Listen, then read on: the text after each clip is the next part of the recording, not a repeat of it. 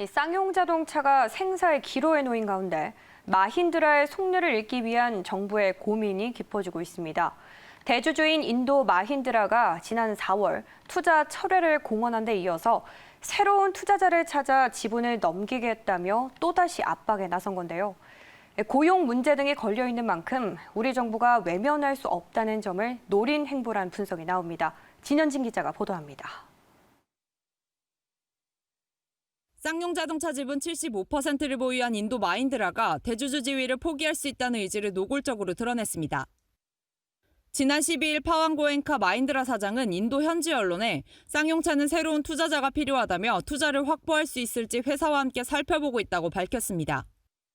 지난 4월 쌍용차에 대한 2,300억 원의 투자 계획을 철회한 데 이어 또다시 쌍용차를 벼랑 끝에 세운 겁니다. 이는 우리 정부의 지원을 압박하는 것으로 볼 수 있다는 분석입니다. 정부의 지원 없인 쌍용차 관련 최대 5만 명의 고용이 위협받을 수 있기 때문. 외국계라는 거는 자기네들은 뭐 그렇게 큰 힘 안 들이고 어떻게 한국으로부터 좀 지원 받아갖고 좀 더 뭐 그럼 연명해 볼까 이런 생각도 있는 거죠. 근데 이제 처음에는 자기네들이 뭐 어렵다 얘기하면서 관심 없는 것처럼 얘기를 하는 거죠. 어떻게 보면 우리는 항상 뭐 얘기할 때 이게 나를 잡고 있는 편이니까요. 칼 자루는 지들이 잡고 외국 투자자들이 잡고 있는 거죠. 정부는 일단 기업 자산 매각 지원을 통해 스스로 유동성을 확보하는 쪽으로 유도하고 있습니다. 물건을 사주는 거는 아무 차별이 없습니다. 쌍용 코로나가 됐든 코로나가 안 됐든 어려움에 처해 있는 기업들에 대해서는 본인들이 팔라고 하고 그 파는 것이 캠코나 민간하고의 가격이 맞았으면은 적극적으로 사줘서 도와줘야 된다고 생각을 합니다. 그래서 다만 쌍용차는 최근 서울 구로 서비스 센터를 매각해 더 이상 매각할 자산 여유가 없는 것으로 알려졌습니다. 쌍용차의 마지막 희망은 기간산업안정기금 대상에 포함되는 겁니다. 예외 조항이 있어 신청은 가능하다는 게 정부 입장입니다.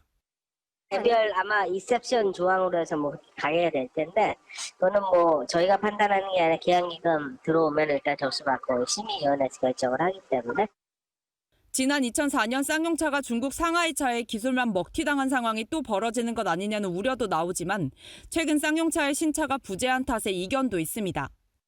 쌍용차 자체가 SUV 차종에 한정돼 있고 또 디젤 쪽에 기반이 돼 있으면서 또 미래 전기차 같은 기술 인력은 외주를 주는 등 실질적으로 미래의 자체적인 기술 인력이 상당히 딸린다는 이런 부분들도 있고요. 마힌드라가 쌍용차의 생존을 걸고 발을 빼면서 공은 우리 정부에게 넘어갔습니다. 매일경제TV 진현진입니다.